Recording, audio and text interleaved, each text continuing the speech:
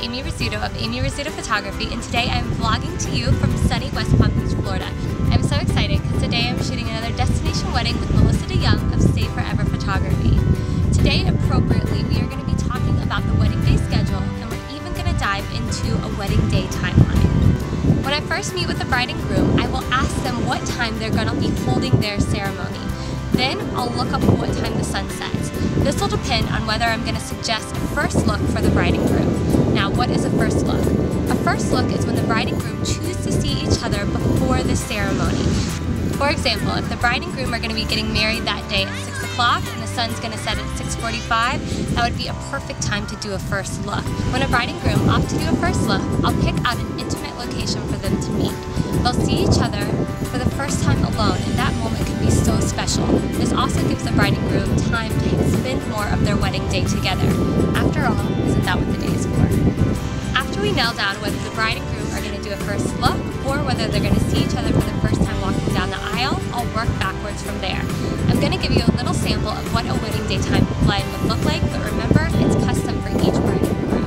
Let's say the bride and groom are getting married at 6 p.m., like we said before. The bride and groom might go into hair and makeup from 1 to 3 p.m.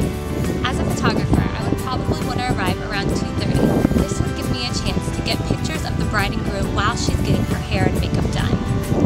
The bride might get into her dress around 3 o'clock and then do a first look at 3:30. Pictures might last from 3:30 to 5, depending on how many people the bride and groom have in their wedding party, if they want to do those pictures beforehand, and how many locations they want to go to.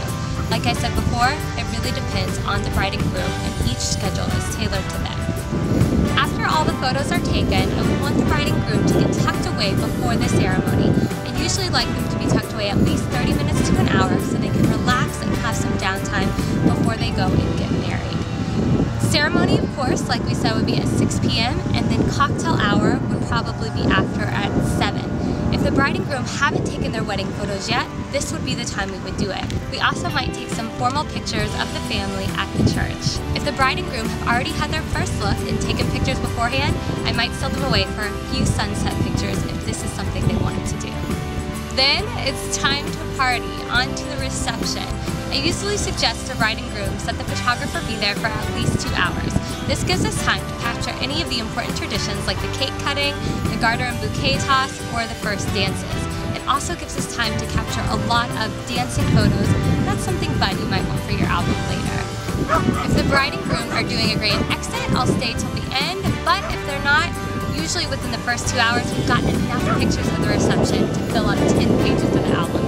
I hope this has helped to give you an insight of what a possible wedding day timeline would look like. As I said before, each wedding day is specific to the bride and groom, and I like to collaborate with them to make sure it's exactly what they want. This is Amy Rizzuto of Amy Rizzuto Photography, and thanks for watching. I'll see you guys tomorrow.